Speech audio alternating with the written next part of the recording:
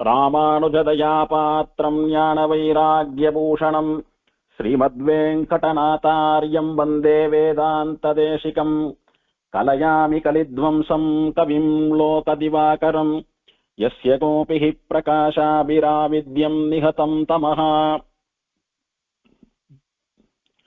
நந்தாதீபகட பிரணர்த்தக மகாகாருண்ய ரக்தாம்பக श्रीनारायण पुरुषोत्तमपति श्रीरत्नकूटाधिपान् वैकुण्ठेश्वर माधवौ च कमलानाथं च गोपीपतिं नौमि एकादश नागपुर्यधिपतीन् सार्धं कलिध्वंसिना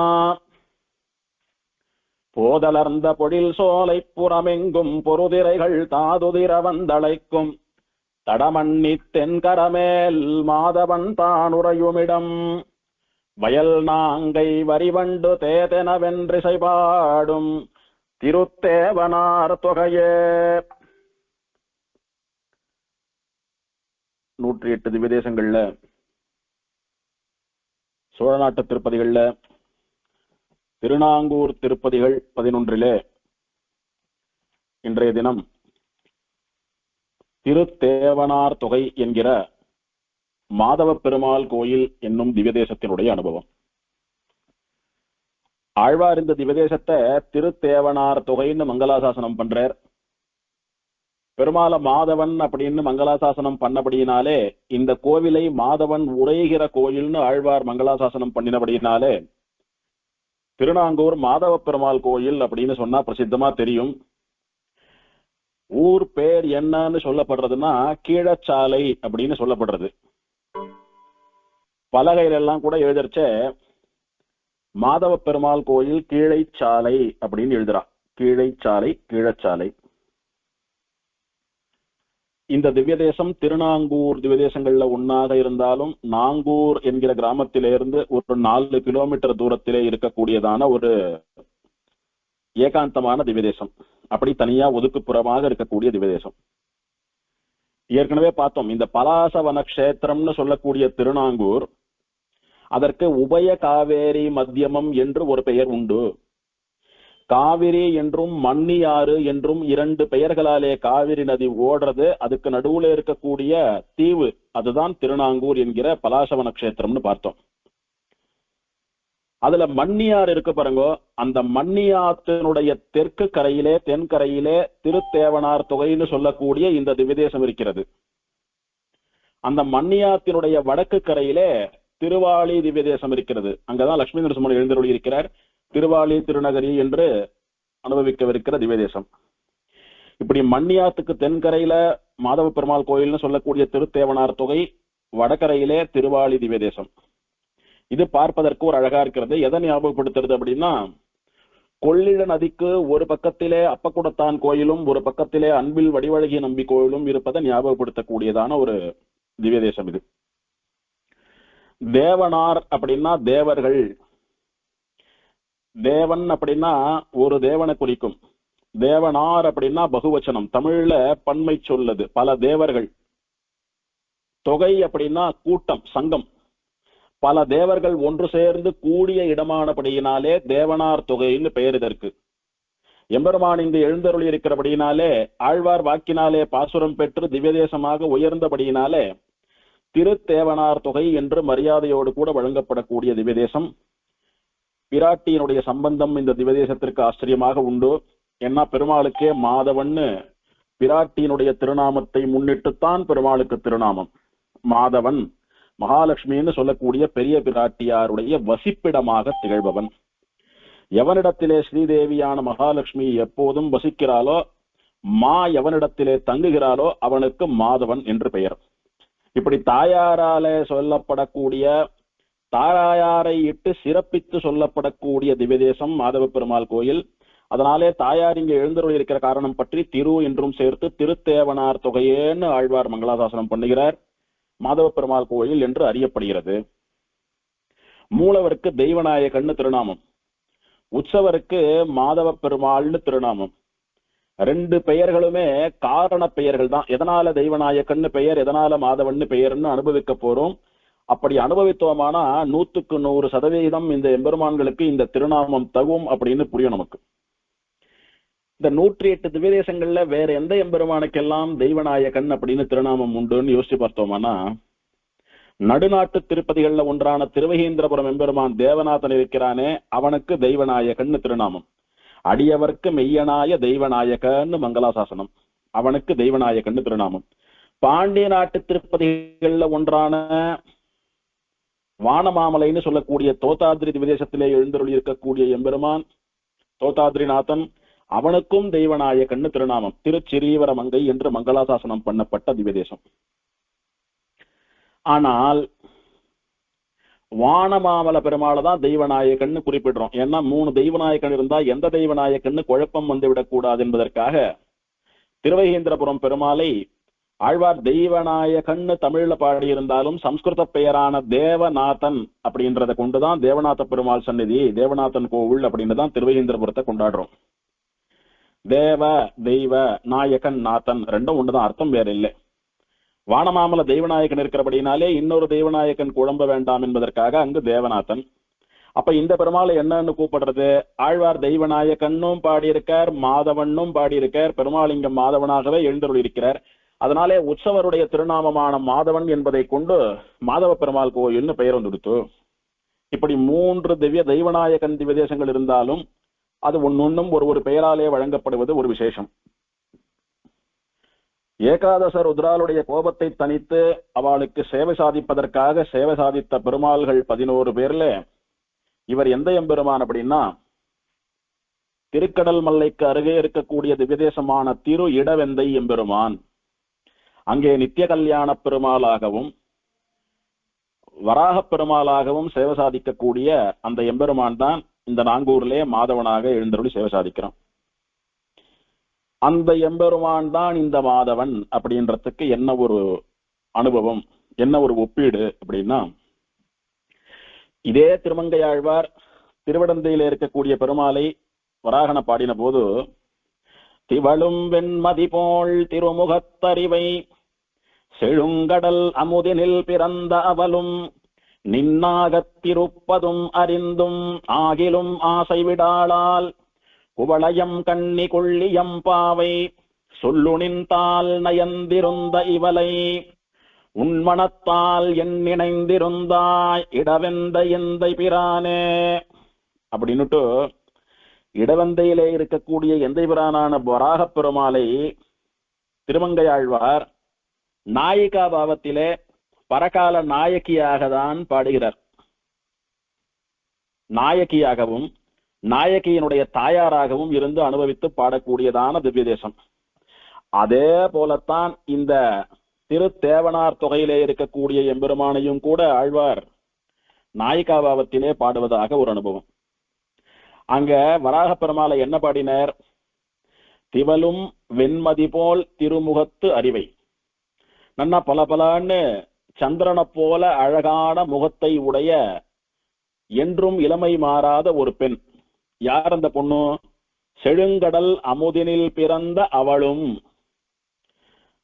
அத்தியாச்சரியமான செல்வங்கள் ஐஸ்வர்யங்கள் நிறைந்த திருப்பார்கடல்னு சொல்லக்கூடிய க்ஷீர சமுத்திரத்திலே பிறந்த அவள் அந்த பெரிய பிராட்டி லக்ஷ்மி தேவி.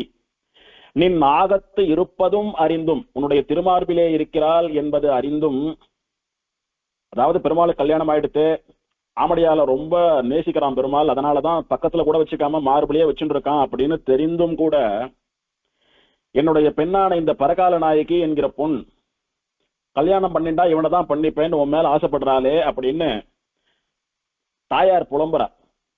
உனக்கு கல்யாணம் ஆயிடுத்து, ஆமடியால பக்கத்துல வச்சுட்டா கூட பரவாயில்ல, தூக்கி மார்பிள வச்சுட்டு இருக்க, அத்தனை பிடிக்கிறது உனக்கு. நீயும் உன் தர்மபத்னியான மகாலட்சுமியும் அத்தனை தூரம் ஒட்டி உரசி அவ்வளவு ஆசையா நீங்க 2 பேரும் பழகுறீங்கோ, அந்யோன்யமா இருக்கீங்கோன்னு தெரிந்தும் கூட இந்த பொண்ணு, இந்த மடப்பெண் பண்ணிண்டா அவனை தான் பண்ணிப்பேன்றாளே, இவளை நான் என்ன பண்றது சுவாமி? இவளை என்ன பண்ணி நான் இதுல இருந்து மீட்கிறது? இல்ல அவளை என்ன பண்ணலாம் நீ நினைச்சுட்டு இருக்க?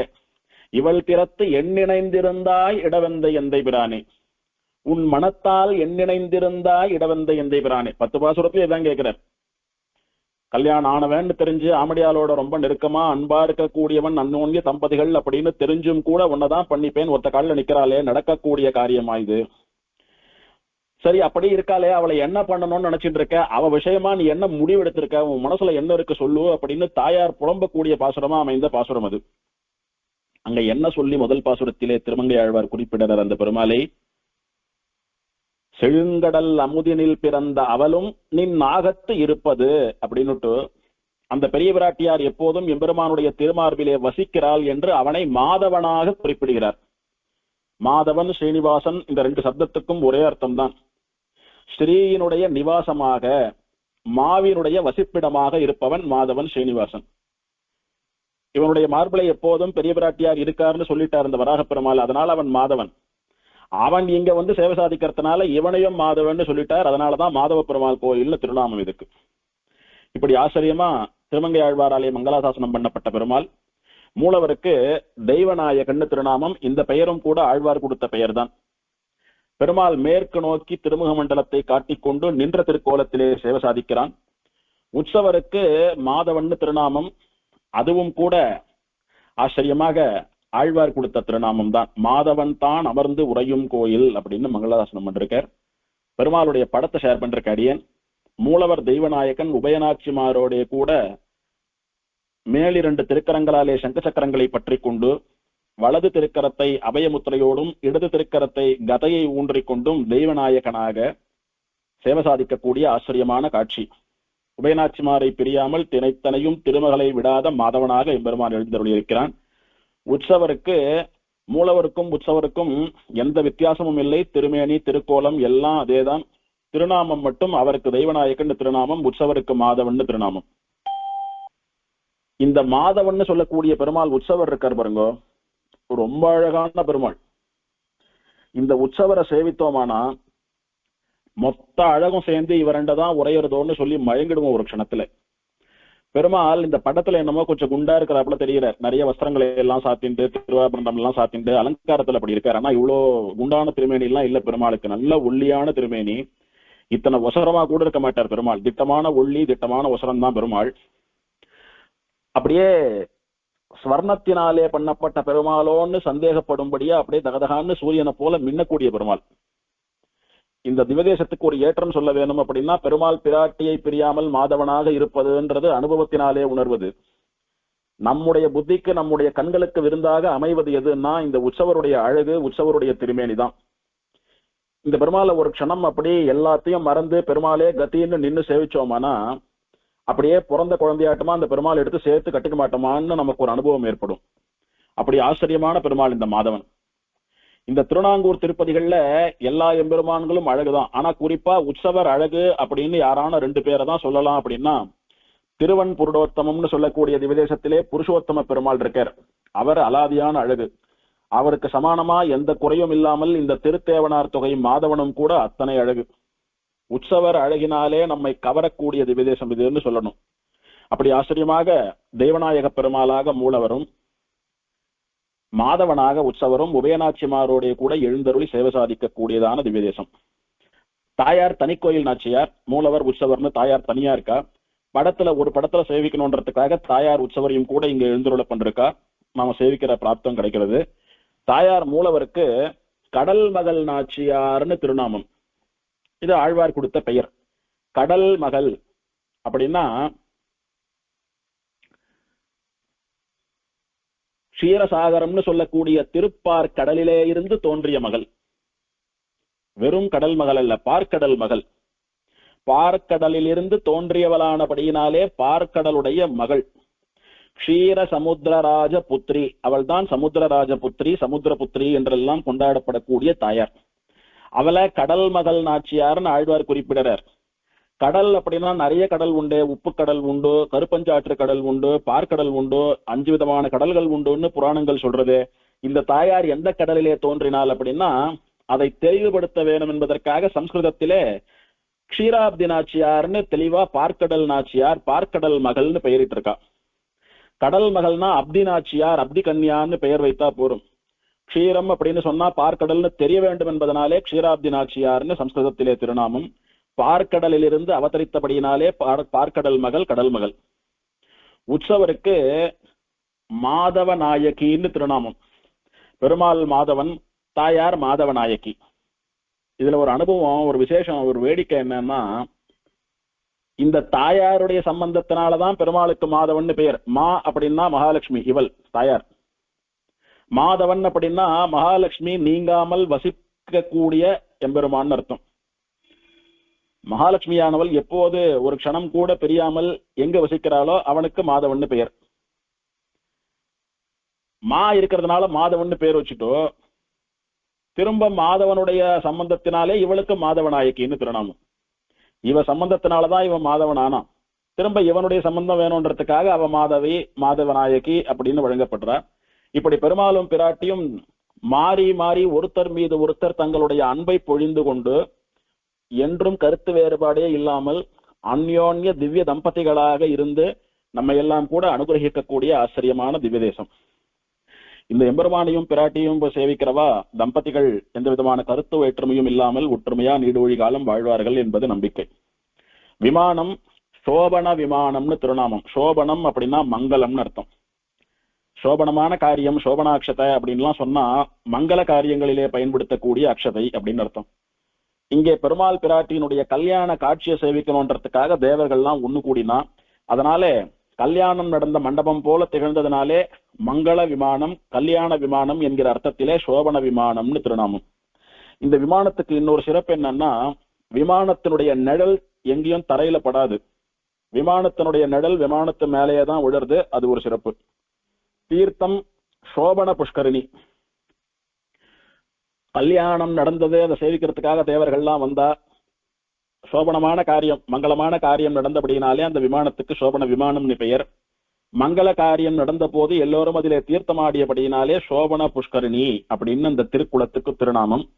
தேவ சபா புஷ்கரிணி, தேவ சபா சரஸ்ன்னும் பெயர்.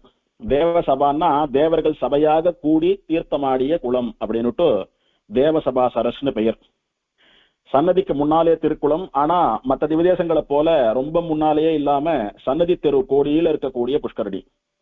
பெருமாள் யாருக்கு பிரத்யக்ஷம் அப்படின்னா, ஏகாதச ருத்ரர்களுக்கு பிரத்யக்ஷம், 33 கோடி தேவர்களுக்கு பிரத்யக்ஷம், வசிஷ்ட மகரிஷிக்கு பிரத்யக்ஷம், ஆகமம் ஸ்ரீபாஞ்சராத்திராகமம், மங்களாசாசனம் திருமங்கையாழ்வார் பெரிய திருமொழி 4:1, ஒரு பதிகம் முழுக்க 10 பாசுரங்களாலே மங்களாசாசனம். இப்போது இந்த எம்பெருமானுடைய ஸ்தல புராணத்தை அனுபவிக்கலாம். தேவர்களினுடைய அதிபதியான இந்திரனுக்கு துர்வாச மகரிஷியனுடைய சாபம் வந்துடுத்து. துர்வாசருடைய சாபம் வந்ததுனாலே, எந்த செல்வத்துக்கு நீ அதிபதியாக இருப்பதினாலே இருமாப்படைந்து என்னை அவமதித்தாயோ, உன்னுடைய அந்த செல்வம், உன்னுடைய அந்த பதவி, உன்னுடைய அந்த அதிகாரம், அந்த அகங்காரம், ஆணவம், திமிர் எல்லாம் அழியும்படியா உன்னை சபிக்கிறேன்னுட்டு துர்வாசர் சாபம் கொடுத்துட்டார். தன்னுடைய அழகு, செல்வம், இளமை, புகழ், இந்திரனா இருக்கக்கூடிய பதவி எல்லாத்தையும் இழந்தான்.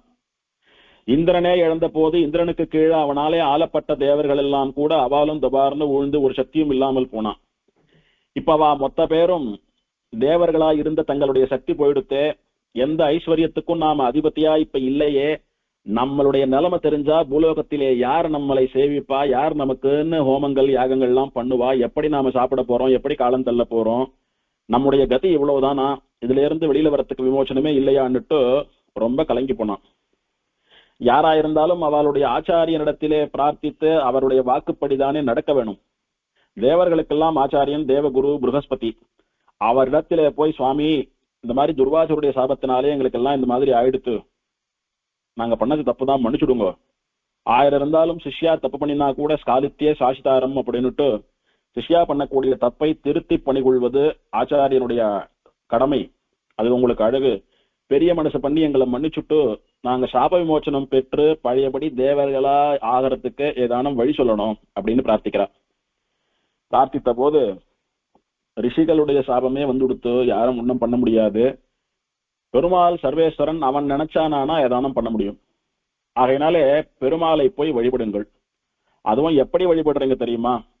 எந்த செல்வம் இருக்கு என்ற அகங்காரத்தினாலே துர்வாசர்னு சொல்லக்கூடிய ரிஷியை அவமதித்தாயோ, அந்த செல்வத்துக்கெல்லாம் செல்வமாக, செல்வத்துக்கெல்லாம் அதிபத்னியாக திகழக்கூடிய திருப்பார்கடலிலே தோன்றியவளான மகாலட்சுமி, அவள்தான் எல்லா செல்வங்களுக்கும் ஐஸ்வர்யங்களுக்கும் அதிபதி. அவ அப்படியே கண்ணால ஒரு ஓர பார்வை பார்த்தாலானா ஒருத்தன் இந்திரனாவோ குபேரனாவோ மாறிட முடியும். அப்பேற்பட்ட மகாலட்சுமியை சேவிச்சு அவளுடைய அனுகிரகத்தை பெற்று அவளுடைய புருஷகாரத்தோட பெருமாளையும் சரணாகதி பண்ணி பிராட்டியையும் பெருமாளையும் உங்கள் சாபத்துக்கு விமோசனம் தருமாறு பிரார்த்தியுங்கள். பிரார்த்தித்து பெருமாளும் பிராட்டியும் மனசிறங்கினாலானா நீங்க பழையபடி தேவர்களா வந்துடுவீங்கோ அப்படின்னுட்டு சாப விமோசனத்தை புருகஸ்பதினு சொல்லக்கூடிய தேவகுரு சொல்ற. இவெல்லாம் சரின்னு தாயார் அவதரித்த திருப்பார்கடலுக்கு போறா. அங்கே வாசல்ல நின்று தாயாரை பிரார்த்திக்கிறா. தாயார் சேவை சாதிக்கிறா. தாயார் சேவை சாதித்த போது, அம்மா இந்த மாதிரி சாபம் வந்துடுத்து, நாங்கெல்லாம் எங்களுடைய சக்தியை இழந்து ரொம்ப க்ஷீணப்பட்டு இருக்கோம், ரொம்ப க்ஷணப்பட்டு இருக்கோம். எங்களுடைய சாபத்தில இருந்து நாங்க மீண்டு பழையபடி தேவர்களா தேவேந்திரனா வருவதற்கு நீதாம்மா அனுகிரகம் பண்ணணும். ஐஸ்வர்யங்களுக்கெல்லாம் அதிபதியாக இருக்கக்கூடிய தாயே எங்களுக்கு அனுகிரகம் பண்ணுன்னு தாயாரை பிரார்த்திக்கிறா. பிரார்த்திச்சா விட்டு தாயார் சரி நான் அப்படியே பண்றேன், பெருமாளையும் பிரார்த்திங்கோன்னு சொன்னா தாயாருடைய புருஷகாரத்தாலே பெருமாளையும் பிரார்த்திக்கிறா. சரி பூலோகத்திலே போய் தபஸ் பண்ணுங்கள், உங்களுக்கு நாங்க 2 பேரும் தம்பதிகளா அங்க வந்து சேவை சாதிப்போம், சேவை சாதித்து உங்களுடைய கஷ்டத்தை நீக்குவோம்னு பெருமாள் தாயார் வாக்கு கொடுக்க, இவெல்லாம் பலாசவன கஷேத்திரம்னு சொல்லக்கூடிய இந்த திருநாங்கூருக்கு வந்து தற்போது மாதவ பெருமாள் கோயில் என்றும் கீழச்சாலை என்றும் வழங்கப்படுகிற திருத்தேவனார் தொகை என்கிற திவிதேசம் இருக்கக்கூடிய இடத்துக்கு வந்து சேர்ந்து இவ கையாலேயே ஒரு புஷ்கரணியை ஏற்படுத்தி நித்தியம் அதுல தீர்த்தமாடிண்டு அனுஷ்டானங்கள்லாம் பண்ணிட்டு வாழ்ந்துட்டு வரா. இப்படி தேவர்கள் எல்லாம் மொத்தமா கூடின இடமானபடியினாலே, தொகையாக கூட்டமாக சேர்ந்த இடமானபடியினாலே தேவனார் தொகைன்னு பெயர் இதற்கு. தேவர்கள் சபையா கூட்டமா போய் தீர்த்தமாடின புஷ்கரணி தேவசபா சரஸ் என்கிற தேவசபா புஷ்கரணி. இப்படி தீர்த்தமாடிண்டு அனுஷ்டானம் பண்ணிட்டு இந்த ஊர்ல பெருமாள் தாயாரை நோக்கி தபஸ் பண்ணிட்டு இருக்கிற போது பெருமாளும் தாயாரும் வந்து சேவை சாதிக்கிறார். இப்படி ஆச்சரியமா எங்களுடைய பிரார்த்தனையை ஏற்று தம்பதிகளா சேவை சாதிச்சிருக்கீங்கோ. தாயார் எப்படி திருப்பார்கடல்ல இருந்து தோன்றினா அப்படின்ற அந்த சேவைய தாயார் இடத்துல பிரார்த்திக்கணும்னு நாங்க க்ஷீராப்திக்கு வந்த போது சேவித்தோம். நாங்க பிரார்த்தித்த போது தாயார் க்ஷீராப்தியில இருந்து எப்படி தோன்றினாலோ அது போல பார்க்கடல்ல இருந்து தோன்றி எங்களுக்கு சேவை கொடுத்தா, அந்த தாயார் எப்படி தேவரீரை மணந்து கொண்டால் உங்களுடைய கல்யாணம் எப்படி நடந்ததுன்னு பார்க்கணும்னு ஆசையா இருக்கு. அதனால பெருமாளும் தாயாரும் உங்களுடைய திருக்கல்யாணத்தை நடத்தி அந்த சேவை எங்களுக்கு காட்டணும் அப்படின்னு இந்திரன் முதலான தேவர்கள் எல்லாம் பிரார்த்திக்கிறார். அப்படி இந்த கோவிலில மாதவனுக்கும் மாதவநாயகி தாயாருக்கும் தெய்வநாயகனுக்கும் கடல்மகள் நாச்சியாருக்கும் கல்யாணம் நடக்கிறது. அந்த கல்யாணத்தை 30 கோடி தேவர்களும் பார்த்து அனுபவிக்கிறார். இப்படி மங்களமான கல்யாணம் நடந்த விமானமானபடியினாலே சோபன விமானம்னு பெயர். பெருமாள் தாயாருடைய திருக்கல்யாண கோலத்தை சேவித்து எல்லோரும் மகிழறார்.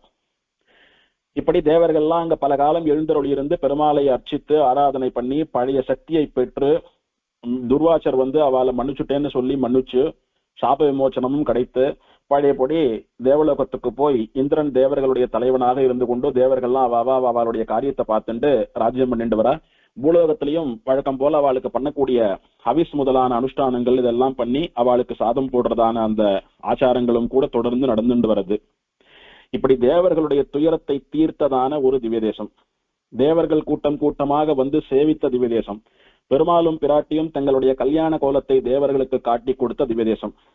இதை தெரிஞ்சுண்டு பிற்காலத்திலே ராமனுடைய குலகுருவான வசிஷ்ட மகர்ஷி எம்பெருமான் இந்த திவ்யதேசத்திலே தேவர்களுக்கெல்லாம் காட்டின கல்யாண கோலத்தை சேவிக்க வேண்டும் என்று ஆசைப்பட்டு இந்த தேவசபா புஷ்கரணியிலே தினம் தீர்த்தமாடிண்டு இந்த ஊர்ல பல காலம் தபஸ் பண்ணிட்டு வரார். இவருடைய தபஸுக்கு மகிழ்ந்து பெருமாள் திரும்பவும் கூட மாதவநாயகிக்கும் மாதவனான தனக்கும் நடந்த கல்யாணத்தை இன்னொரு முறை நடத்தி காட்டுகிறார். இப்படி பல முறை இங்கே கல்யாணங்கள் நடந்தபடியினாலே சோபன விமானம் சோபன தீர்த்தம் என்று மங்களகரமாகவே இந்த ஊர் வழங்கப்படுகிறது. அதனாலே தம்பதிகள் என்ன, கல்யாணத்துக்காக அவஸ்தைப்பட்டுக் கொண்டிருக்கிறவர்கள் என்ன, இவாளுக்கெல்லாம் கூட நல்ல வழியை காட்டக்கூடிய பெருமாள் பிராட்டியா இவா எழுந்தருளி இருக்கிறார்கள் அப்படின்றது இன்னொரு விசேஷம். இங்கே உற்சவம்னு பார்த்தால் சித்திரை மாசம் திருவோணம்னு சொல்லக்கூடிய சிரவண நட்சத்திரம் அன்னைக்குதான் எம்பெருமானும் பிராட்டியும் எல்லா தேவர்களுக்கும் இந்த ஊர்ல காட்சி கொடுத்தா. அதனாலே அன்னைக்குதான் எம்பெருமானுடைய திருநட்சத்திரம்.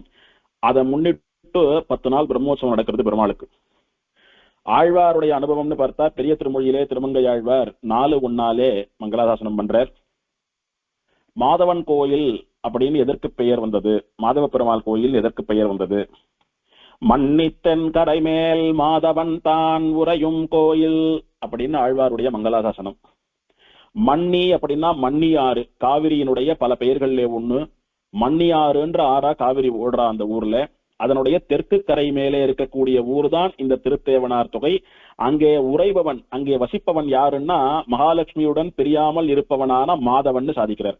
ஆக மாதவன் தான் உரைகிற கோயிலுக்கு மாதவ பெருமாள் கோயில்னு திருநாமம். தெய்வநாயகன் கடல்மகள் நாச்சியார்னு சொல்லக்கூடிய மூலவர் பெருமாள் தாயார் எழுந்தருளி எல்லோருடைய பிரார்த்தனைகளையும் நிறைவேற்றக்கூடியதான இடம்.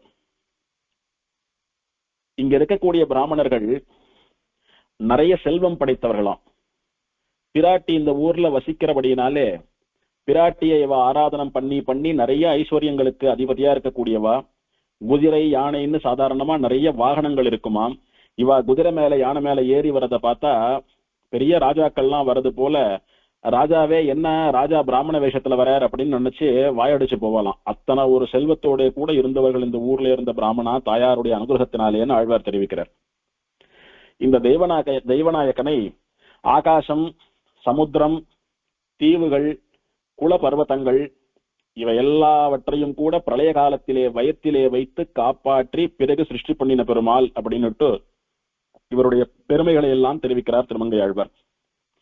ஹிரண்யாக்ஷனை சம்ஹாரம் பண்ணின பெருமாள், ஹிரண்யகசிபுவை தன்னுடைய வலிமையான நகங்களினாலே சம்ஹாரம் பண்ணின நிருசிம்ஹன், வலிமையான வில்லை முறித்து சீதா பிராட்டியை திருமணம் செய்து கொண்ட சக்கரவர்த்தி திருமகன், மதம் பிடித்த யானையான குவளையா பீடத்தை சம்ஹாரம் பண்ணி அதை ஜெயித்து கம்சனுடைய கொழுப்பை அடக்கிய கண்ணன் அப்படின்னு எல்லாம் இந்த எம்பெருமானை இவனுடைய சரித்திரங்களை எல்லாம் சொல்லி கொண்டாடி இந்த திவதேசமானது நிறைய சோலைகள், தோப்புகள், வயல்கள் சூழ்ந்து ஐஸ்வர்யம் விளைகிற இடமாக இருக்கிறதுன்னு கொண்டாடுறார். இந்த பூமியில என்ன விளையிறதுன்னா செல்வம் விளைகிறதாம். அப்படின்னா இந்த பூமியில இருந்து கிடைக்கக்கூடிய எல்லாம் வசந்த வஸ்துக்களா நிறைய சமருத்தியா கிடைக்கிறது. அதை வித்து வித்து பெரிய பணக்காரலா இருக்கா இந்த ஊர்ல இருக்கிறவாள்லாம். அப்படி சம்பத்து விளைகிறது இந்த ஊர்லேன்னு சொல்லி ஆழ்வார் ஆச்சரியமா இந்த திவதேசத்தை கொண்டாடுறார். இப்படி முதல் பாசுரத்தினாலே மாதவன் தான் உறையும் இடம் என்று மாதவ பெருமாள் கோயில்னு ஆழ்வார் காட்டி கொடுத்தார். தேவனார் தொகை அப்படின்றதுக்கு என்ன விளக்கம், என்ன ஆதாரம் அப்படின்னா தேவரும் சென்று இறைஞ்சு பொழில் திருத்தேவனார் தொகையே. பொழில் அப்படின்னா சோலை. இன்னைக்கும் இந்த திவதேசம் ஒரு தனியா ஒரு வனப்பகுதி போல இருக்கக்கூடிய நிறைய செடி கொடிகளுக்கு நடுவே சோலைக்கு நடுவே இருக்கக்கூடியதான திவதேசம் தான் இந்த திருத்தேவனார் தொகை. பொழில் அப்படின்னா சோலை. இந்த பொழில் என்ன பெயர் இதற்குன்னா திருத்தேவனார் தொகைன்னு பெயர். ஏன் இந்த பெயர் வந்தது? தேவர் சென்று இறைஞ்சுகிற பொழில். இறைஞ்சுதல் அப்படின்னா கெஞ்சுதல். சுவாமி துர்வாச்சர் சாபம் கொடுத்துட்டார், சக்தி எல்லாம் இழந்துட்டோம், பெரிய மனசு பண்ணி எங்களுடைய பாவத்தை அபச்சாரத்தை மன்னித்து சாப விமோச்சனம் கொடுக்க வேணும் அப்படின்னு கெஞ்சரா.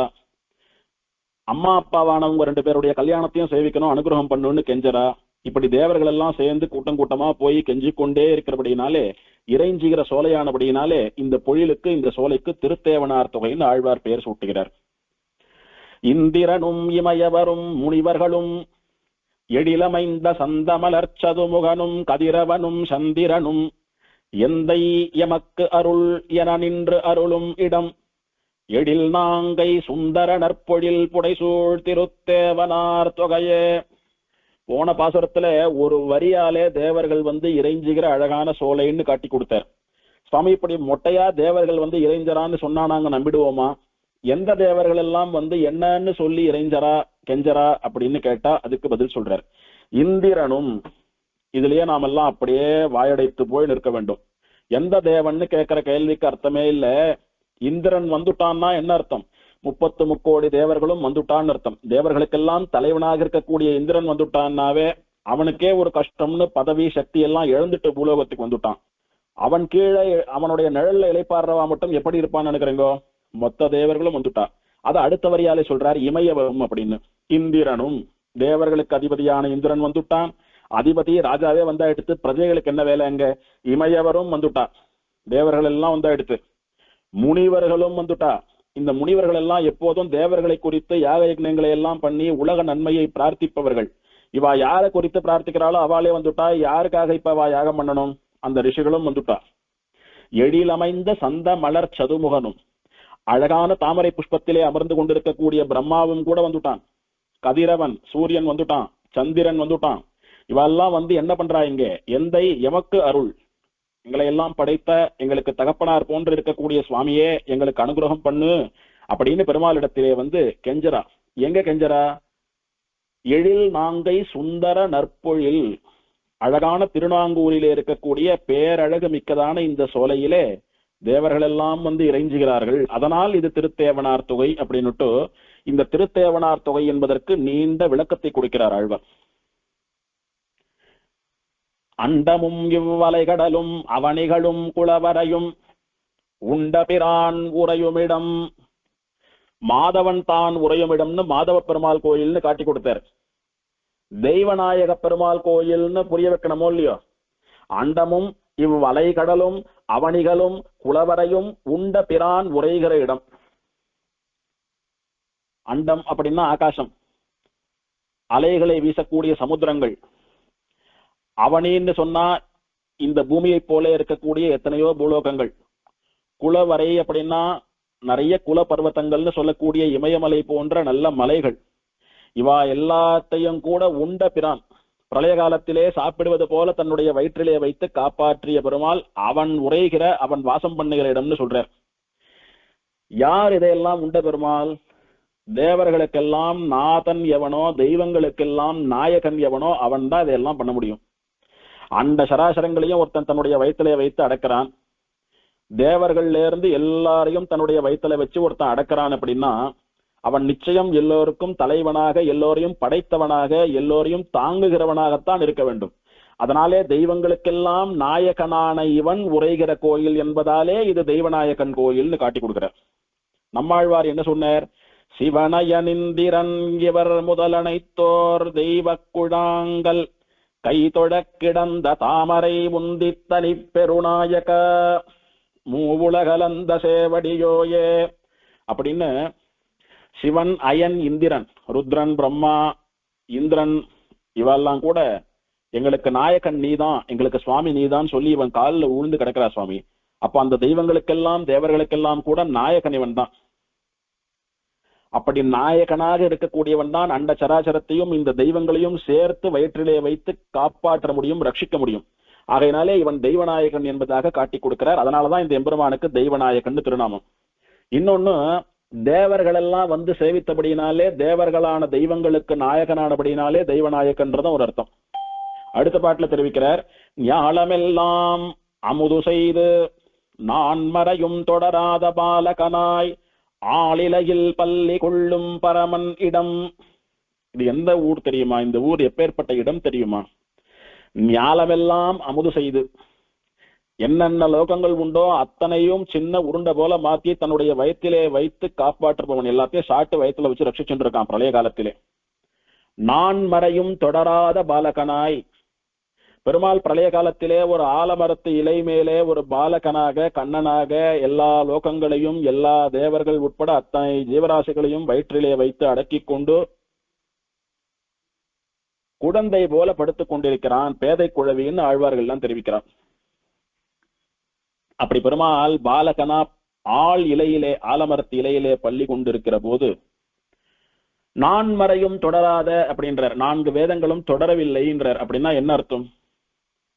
பிரம்மாவோ தேவர்களோ ரிஷிகளோ மனுஷாலோ யாரானோ இருந்தா தானே வேதத்தை சொல்லுவா, வேதம் தொடர்ந்து காதுல கேட்டு இருக்கும். வேதம் சொல்றவா மொத்த பேரையும் அவன் வயிற்றுல இருக்கிறச்ச வேதம் எங்க கேட்கும் காதுல.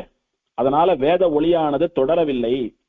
இதுல இம்ப்ளைடு மீனிங் என்ன அப்படின்னா, வேதமானது இடைவெளி இல்லாமல் தினம் லோகத்திலே வேத ஒளியானது கேட்டுக்கொண்டே இருக்க வேண்டும். அப்பதான் லோகம் நன்னா இருக்கும். வேத ஒளி கேட்கறது நின்று போயிடுத்துன்னா பிரளயம் வந்துடும், அழிவு வந்துடும். ஆகையினாலே வேதத்தை ரட்சிக்க வேண்டியது, வேதத்தை சொல்லிக் கொண்டே இருக்க வேண்டியது நம்முடைய கடமை.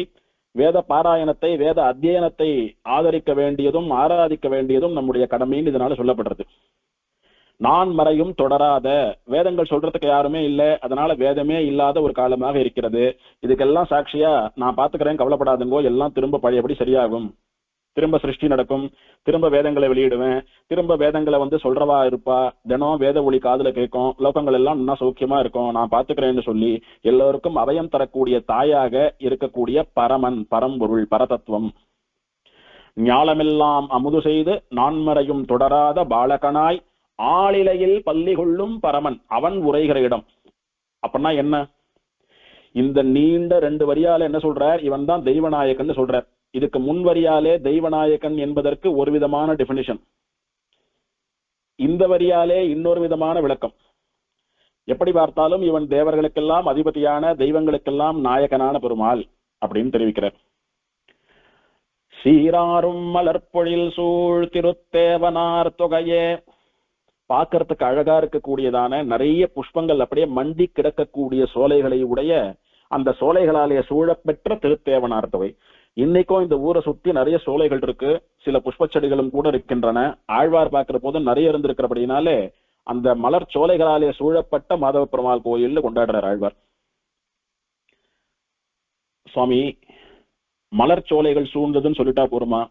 எப்பேற்பட்ட மலர் சோலைகள் சூழ்ந்தது அப்படின்னா, வம்பவிழும் செண்பகத்தின் மனம் கமழும் நாங்கை தன்னுள் செம்பொன் மதில் பொழில் புடைசூழ் திருத்தேவனார் தொகையே.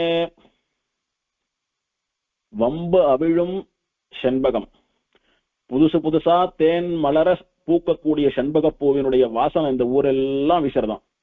அப்படி ஆச்சரியமான செண்பக பூக்கள் பூத்து குலுங்குவதாலே கண்ணுக்கு அழகாகவும், அந்த செண்பக பூவிலிருந்து வரக்கூடிய வாசனை தென்றல் காற்றோட கலந்து இதமா வீசுகிறபடியினாலே ஊரெல்லாம் செண்பக பூவினுடைய வாசனையினாலே நறுமணத்தோடும் கூட பொன்னாலான நகரத்தை போல, அந்த செண்பக பூவினுடைய நிறத்தினாலே ஊரே பொன்னாலான நகரமோ ஸ்வர்ணத்தை போல இருக்கக்கூடிய ஸ்வர்ணமயமான க்ஷேத்திரமோன்னு சொல்லும்படியாக திகழக்கூடிய அழகும் வாசனையும் ஒருங்கே சூழ்ந்த திவ்யதேசம்தான் இந்த திருத்தேவனார் தொகை அப்படின்னுட்டு இந்த 10 பாசுரங்களாலே எம்பெருமான் தேவர்கள்னு சொல்லக்கூடிய தெய்வங்களுக்கெல்லாம் நாயகனான தெய்வநாயகன், மகாலட்சுமியை விட்டு பிரியாத மாதவன் என்றெல்லாம் சொல்லி பரம்பொருள் இவனே என்று காட்டிக் கொடுத்து, அந்த எம்பெருமான் விஷயமான 10 பாசுரங்களை சொல்பவர்கள் ஏறார் வைகுந்தத்து இமையவரோடு இருப்பாரே அப்படின்னுட்டு, அந்த தேவர்கள் எல்லாம் தங்களுக்கு ஒரு கஷ்டம்னு வந்த போது இந்த பெருமாள் பிராட்டியனுடைய காலடியில தான் வந்து நின்று பிரார்த்திச்சு திரும்ப தேவர்கள் ஆனா,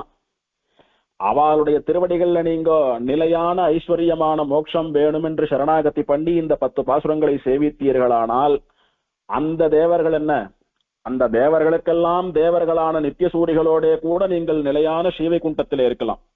சுவாமி, இவாலே வந்து ஸ்வர்கலோகம்னு சொல்லக்கூடிய வசந்த லோகத்துல இருக்கா, அங்க தூக்கம் கிடையாது, பசி கிடையாது, உண்ணம் கிடையாது, இவெல்லாம் தெய்வங்களாச்சே, அங்க போனா போட்டுமே எனக்கு அப்படின்னா, வாஸ்தவம்.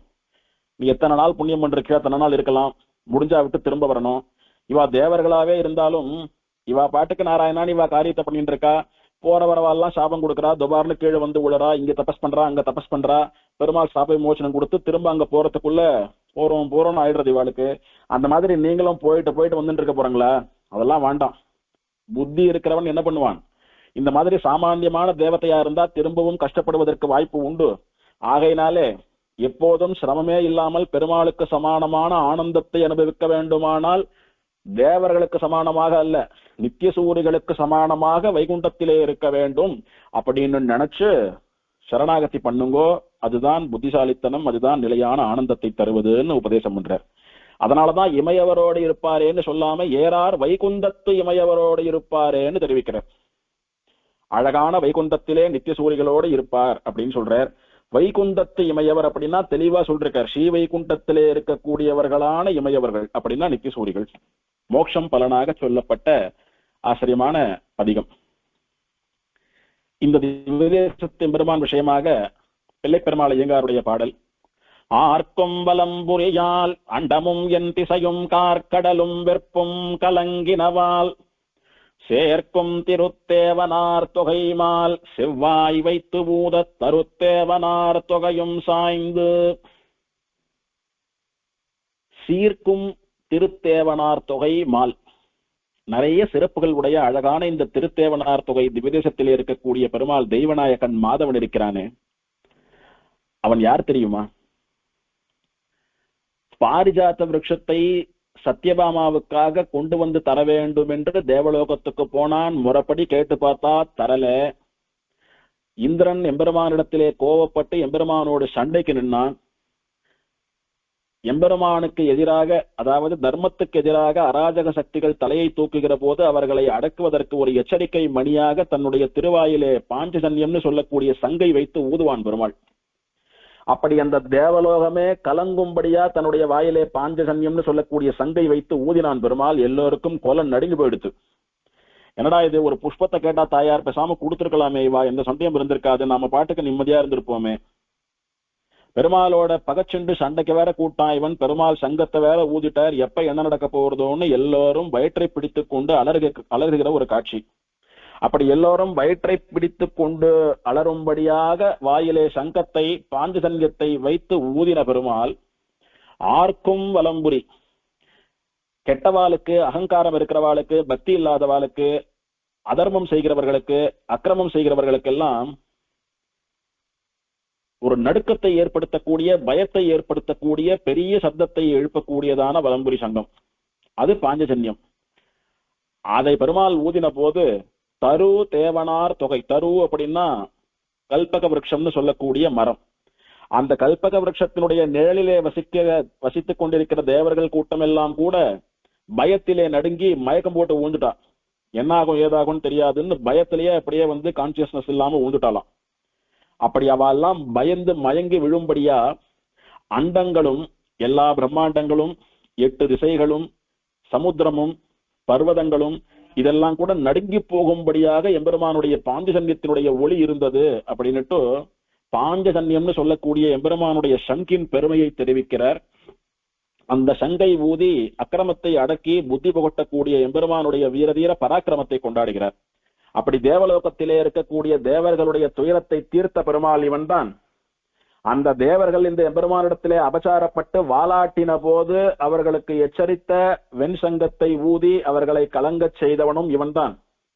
இவன் சாதாரணமான ஒரு சங்க எடுத்து வாயில வச்சுட்டு ஊதினானா, ஆகாசம் என்ன, உலகங்கள் என்ன, தேவர்கள் என்ன, மலைகள் என்ன, சமுத்திரங்கள் என்ன, எல்லாம் நடுங்கிறதுடாப்பா. அப்படி யாருடைய வாய் அசைவுக்கு எல்லாம் நடுங்கிறதோ அவன் தான் தேவநாதன், அவன் தான் தெய்வநாயகன். அவன் எழுந்தருளி இருக்கக்கூடிய திருத்தேவனார் தொகைன்னு சொல்லக்கூடிய திவ்யதேசத்திற்கு போய் அவனுடைய திருவடிகளை பற்றி கொண்டு அவனுடைய அடியவர்களானால் நாம இந்த தேவர்களுடைய கூட்டத்தை போல, இந்த சமுத்திரம், மலை, ஆகாசம் இவைகளை போல கலங்க வேண்டிய நிலை இருக்காது. அந்த எம்பெருமானுடைய நிழல்ல நாம எல்லாம் ஆச்சரியமா மோட்சத்திலே இருக்கலாம் அப்படின்னுட்டு சரணாகதி பண்ணுமாறு ஐயங்கார் தெரிவிக்கிறார். விஷ்ணு ஸ்தலாதர்ஷத்திலே சொல்லப்பட்டதான தியான ஸ்லோகம். ஸ்ரீமத் திவ்ய சபாசரஸ்தட புவி ஸ்ரீதேவ பிருந்தே புரே தேவோ தெய்வதநாயகः ததபலா க்ஷீராப்திஜா சோபனே தீப்யா நிர்ஜித பாஸ்கரே து ரமணः தத்வ்யோமயானே ஸ்திதः शिष्टश्रेष्ठ वशिष्ठ वाञ्छितकरः प्रत्यङ्मुखो भासते. श्रीमद दिव्य सभा सरस्तटम. புவி, புவி அப்படின்னா பூமி, தட்டம் அப்படின்னா கரை, சரஸ் அப்படின்னா புஷ்கரணி குளம். ஸ்ரீமத் திவ்ய சபா, தாயாருடைய சம்பந்தத்தினாலே உயர்ந்து விளங்கக்கூடிய தேவர்களினுடைய சபை கூடின இடமான இந்த திருத்தேவனார் தொகை என்கிற திவ்ய தேசத்தில் திவ்ய சபா சரஸ்தட புவி, தேவர்கள் சபையாக போய் குளித்த குளமானபடியினாலே திவ்ய தேவ சபா புஷ்கரணி என்று பெயர் பெற்ற புஷ்கரணியினுடைய கரையிலே இருக்கக்கூடியதான நிலத்திலே ஸ்ரீ தேவ பிருந்தே புரே, திருத்தேவனார் தொகை என்கிற ஊர் பெயரோடு கூட தேவோ தெய்வநாயகா, பெருமாள் தெய்வநாயகன் என்கிற திருநாமத்தோடு தத் அபலா க்ஷீராப்திஜா. அபலா அப்படின்னா பலமில்லாதவள். பொதுவா பெண்களை குறிக்கக்கூடிய சொல்லுது அபலா என்பது. எம்பெருமானுக்கு சொந்தமான பெண், அதாவது அவனுடைய தர்மபத்னிக்கு க்ஷீராப்திஜான்னு பெயர். க்ஷீராப்திஜான்னா க்ஷீராப்தியிலிருந்து தோன்றியவள். கடல் மகள் நாச்சியார் என்கிற பெயரோடு கூட சோபனே, மங்களகரமாக மங்களமான சோபன விமானத்தின் நிழலிலே உரைகிறான். தீப்தியா நிர்ஜித பாஸ்கரேது ரமணஹா. பாஸ்கரன் சூரியனுக்கு பெயர். தீப்தி அப்படின்னா பிரகாசம். தன்னுடைய பிரகாசத்தாலே சூரியனை ஜெயித்தவனா எம்பெருமான் விளங்குறான்னு சொல்றாரு. அப்படின்னா என்ன அர்த்தம்? பெருமாளுடைய அழகுக்கு முன்னாலே சூரியனுடைய ஒளி, பிரகாசம், தேஜஸ் அதெல்லாம் ஒண்ணுமே இல்லை. சூரியனுடைய ஒளியா பெருமாளுடைய அழகான் போட்டி போட்டா சூரியன் தோத்து போயிட்டான், பெருமாள் தான் ஜெயிக்கிறான். அடியன் ஏற்கனவே சொன்னோ இல்லையோ, மாதவன்னு சொல்லக்கூடிய உற்சவரை சேவிச்சோமானா அப்படியே ஊந்துடுவோன்னுட்டு. அப்படி சூரியனுடைய பிரகாசத்தையே கூட தோற்கடித்தவனா, ஜெயித்தவனாக இந்த எம்பெருமான் திகழ்கிறான். அத்தனை பேரழகன். தத் வியோமயானே ஸ்திதா, மங்கள விமானம் என்கிற விமானத்தின் கீழே சிஷ்ட சிரேஷ்டா வசிஷ்டா, நல்ல ஆச்சாரத்தை தவறாமல் கடைபிடிப்பவர்களுக்கு சிஷ்டர்கள்னு பெயர். அந்த சிஷ்டர்கள்ல சிரேஷ்டமானவர் உசந்தவர் யாருன்னா வசிஷ்ட மகரிஷி. அவருக்கு வாஞ்சித கரகா, அவருடைய விருப்பங்களை எல்லாம் நிறைவேற்றுபவனாக இந்த எம்பெருமான் பிரத்யங் முகோ பாசத்தே, மேற்கு நோக்கி நின்ற திருக்கோலத்திலே விளங்குகிறான், சேவை சாதிக்கிறான்னு சொல்றார். இதுல வசிஷ்டரை சிஷ்ட சிரேஷ்டர்னு சொன்னது எதுக்காக அப்படின்னா, வசிஷ்டர் ரொம்ப ஆச்சாரசீலர். சாதாரணமா பேசுறச்ச தும்மல் வந்துடுத்துனா உடனே போய் கைகால் அலம்பிண்டு ஆச்சமனம் பண்ணக்கூடியவர், கொட்டாவி வந்துடுத்துனா கைகால் அலம்பிண்டு ஆச்சமனம் பண்ணக்கூடியவர். அந்த மாதிரி ரொம்ப ஆச்சாரசீலரானபடியினாலே வசிஷ்டருக்கு சிஷ்டர்களிலே சிரேஷ்டமானவர், உயர்ந்தவர்னு பெயர். கோபிகள் எல்லாம் கூட கண்ணனிடத்திலே போய் பிரார்த்திக்கிற போது, நீங்க மோட்சம் கொடுன்னு கேக்குறீங்களே, நீங்க பக்தி யோகம் பண்ணங்களா, ஞான யோகம் பண்ணங்களா, என்ன பண்ணுங்க, கர்மயோகம் பண்ணங்களா, எப்படி நான் மோட்சம் தரது உங்களுக்குன்னு பெருமாள் கேட்கறான் அவளை பார்த்து. அதுக்கு அவ சொல்றா, நாங்களோ வலக்கை இடக்கை தெரியாத ஆய்ச்சியர் சுவாமி, எங்களுக்கு ஞானம்னா என்னன்னே தெரியாது, எங்களை போய் ஞான யோகம் பண்ணுன்னு சொல்றியே, கர்மயோகம் பண்ணுன்னு சொல்றியே, நாங்க என்ன ஜனகருடைய வம்சத்தை சேர்ந்தவர்களா? பக்தி யோகம் பண்ணுன்னு சொல்றியே, எங்களுக்கு பக்தின்னா என்னன்னு தெரியுமா? ஆச்சாரம், அனுஷ்டானம், ஞானம், பக்தி ஒன்னும் தெரியாது எங்களுக்கு. அசல் கண்ணன் எங்களை சேர்ந்தவன், எங்களுடைய குலத்திலே பிறந்து வளர்பவன் என்று உன்னிடத்திலே ஒரு ஆசை உண்டு, அந்த பைத்தியமான ஒரு காதலை தவிர வேற ஒண்ணும் இல்லை, அதுக்கு மோட்சம் கொடுக்கறதானா குடு அப்படின்னு எம்பெருமானிடத்திலே வாதாடுறச்ச பெரியவாச்சான் பிள்ளை அழகா இதை ஒரு வாக்கியமா அமைக்கிறார். என்ன சொல்றாரு அப்படின்னா, வசிஷ்டாதிகள் இருக்கும் அயோத்தியிலோ நாங்கள் இருப்பது, கேவலம் ஆய்ச்சியர் மத்தியிலே அன்றே நாங்கள் இருப்பது. பெரிய ஆச்சாரசீலரான, பெரிய தபஸ்வியான, யாக யஜ்ஞங்கள் எல்லாம் பண்ணக்கூடிய, வேதத்தை கரைச்சு குடிச்சவரான வசிஷ்டர் வாழக்கூடிய அயோத்தியிலே நாங்க இருக்கோம். எங்களை போய் ஞான யோகம் பண்ணியா, பக்தி யோகம் பண்ணியா, கர்மயோகம் பண்றியான்னு இத்தனை கேட்கறியே. வழக்கை எது இடக்கை எதுன்னு கூட தெரியாத ஆய்ச்சியர் நடுவே இடைச்சேரியிலேன்னா நாங்க இருக்கோம். எங்களிடத்துல உன் மேல இருக்கக்கூடிய ஆசையை தவிர வேற ஒண்ணும் எதிர்பார்க்க முடியாது, அதுக்கு மோட்சம் கொடு அப்படின்னு பிரார்த்திக்கிறார். இங்க நமக்கு தேவையான விஷயம் என்ன அப்படின்னா, எம்பெருமானுடைய மனசுக்கு மிகவும் நெருக்கமானவர்களான அவர்களும் கூட வசிஷ்டரை தங்களுடைய வாயாலே சிஷ்ட சிரேஷ்டர்கள் என்று கொண்டாடும்படியான ஏற்றம் பெற்றவர் வசிஷ்டர். அத்தனை ஆச்சாரசீலர் வசிஷ்டர். பொதுவா யாரானும் பெரிய சுவாமிகள் ரொம்ப ஆச்சாரமா இருக்கா அப்படின்னா அவளை வசிஷ்டர் வரார் அப்படின்னு சொல்றது உண்டு. சமீபத்திலே எழுந்தருளி இருந்த பௌண்டரீகபுரம் ஆசிரமத்திலே எழுந்தருளி இருந்த பரவாக்கோட்டை ஸ்ரீமத் ஆண்டவன் கோபால தேசிக மகாதேசிகன், அந்த சுவாமி தன்னுடைய பால்யத்திலே திருப்பதியில பாடசாலையில காலேஜில் வாசிச்சுட்டு இருந்தார் சுவாமி, சாஸ்திர படிப்பெல்லாம் படிச்சுட்டு இருந்தார் சுவாமி. அப்போ அந்த சுவாமி புருஷ கிருஷ்ணமாச்சார் சுவாமி, திருக்கள்ளன் சுவாமி இவாள்லாம் ஒன்னா வாசிச்ச காலமாகுது. அப்பவே இந்த பரவாக்கோட்டை சுவாமிக்கு பூர்வாசிரமத்திலே ராஜகோபாலாச்சாரியர்னு திருநாமம். மிஞ்சி போனா அவருக்கு ஒரு 11 வயசு 12 வயசு இருக்கும் சுவாமிக்கு. அப்பவே அவர் வந்தா மற்ற பசங்கள்லாம் வசிஷ்டர் வரார் அப்படின்னு சொல்லுவாளாம். 11 வயசுலயே அத்தனை ஆச்சாரமாக இருந்த சுவாமி அவர். அதே மாதிரி நாவல்பாக்கத்திலே வலையப்பேட்டை சின்ன சுவாமின்னுட்டு, நாவல்பாக்கம், வலையப்பேட்டை, திருமலை சதுர்வேத சதக்கிரது ஸ்ரீனிவாச தாத்தையாரிய மகாதேசிகன்னுட்டு வலையப்பேட்டை ஸ்ரீனிவாசாச்சார சுவாமின்னு எழுதிருந்தார். அவர் நாவல்பாக்கத்தை சேர்ந்த சுவாமி. திருக்குடந்தையில அமுதன் சன்னதிக்கு பக்கத்துல இருக்கக்கூடிய வலையப்பேட்டை அக்ரஹாரத்திலே அவருடைய ஆச்சாரியர் வலையப்பேட்டை வேதாந்த ராமானுஜ மகாதேசிகன்னு சன்னியாசி சுவாமி எழுந்தருளி இருந்து சம்பிரதாய பிரவச்சனம் பண்ணிட்டு காலக்ஷேபம் எல்லாம் பண்ணிட்டு இருந்த காலம். அப்ப அவரிடத்துல போய் அவருக்கு கைங்கரியங்கள் பண்ணிண்டு காலக்ஷேபம் எல்லாம் கேட்டு, அவர் காலத்துக்கு அப்புறமா அவர் பரம்பயிச்சா விட்டு அங்க இவர் ஆச்சாரியரா எழுந்தருளி இருந்து எல்லோருக்கும் சமாசயன பிரன்யாசங்கள்லாம் பண்ணி வச்சுட்டு காலக்ஷேபங்கள்லாம் சாதித்த ஒரு பெரிய மகாத்மா. அந்த சுவாமிக்கு கலியுக வசிஷ்டர் அப்படின்னே பட்டம். எதுக்காக இதெல்லாம் சொல்றேன் அடியான் அப்படின்னா, யாரானா ரொம்ப சிஷ்டாலா, நெறி தவறாம நல்ல ஆச்சாரத்தோட இப்படிதான் இருக்கணும்னு கோடு போட்டு வாழறா அப்படின்னா அவளை வசிஷ்டர்னு சொல்றது வழக்கம். அத்தனை தூரம் ஆச்சார சீலர், அனுஷ்டான சீலர், ஒழுக்க சீலர், தவசீலர் வசிஷ்டர். அப்படி சிஷ்ட சிரேஷ்டரான வசிஷ்டருக்கு எது விருப்பமோ அந்த விருப்பத்தை நிறைவேற்றின பெருமாள். என்ன விருப்பப்பட்டார்? பெருமாளுக்கும் தாயாருக்கும் கல்யாணம் நடக்கணும், அதை நான் சேவிக்கணும் அப்படின்னு ஆசைப்பட்டார். அதை பெருமாள் இந்த இடத்துல நிவர்த்தி பண்ணி கொடுத்தான்.